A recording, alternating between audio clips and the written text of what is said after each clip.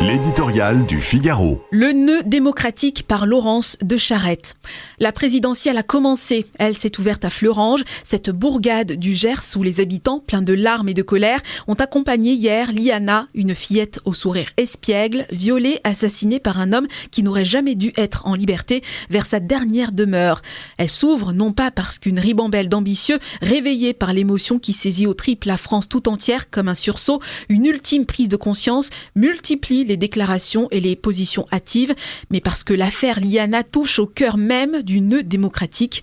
Insoutenable, insupportable à tous les parents, qu'ils soient de droite ou de gauche, des villes ou des campagnes, tout moche tout blanc ou bien racisé, le drame de Liana renvoie à tous, y compris ceux qui préféraient ne pas la nommer, la faille judiciaire, la béance sécuritaire qui ébranle le pacte même de la nation.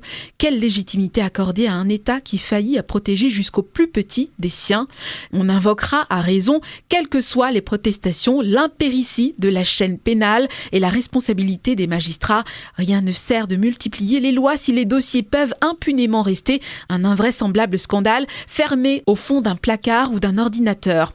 L'indépendance ne peut servir d'alibi à l'indigence, mais il faut aller plus loin. L'affaire Liana n'est pas un fait divers, mais le dernier symptôme d'une crise démocratique sourde et lancinante, le nouveau révélateur d'un dérèglement au cœur des tensions entre justice et politique qui ne manqueront pas d'agiter la campagne, la conjugaison mortifère de l'extension autoproclamée du dommage du juge lorsqu'il prétend dessiner le droit plus encore que l'appliquer et placer le débat politique sous sa tutelle et son corollaire, l'impuissance des élus à la source de la désespérance populaire. Resté humble, a enjoint hier le maire de Fleuranges avant d'entamer aux côtés des parents de Liana la marche sans doute la plus difficile de leur vie. Aussi nombreux prétendants qui s'apprêtent à entrer dans la grande ronde démocratique de l'élection présidentielle, on voudrait ajouter l'humilité, oui, parce qu'elle est le préalable, l'obligé de la puissance et de l'autorité politique qu'il faut de toute urgence restaurer.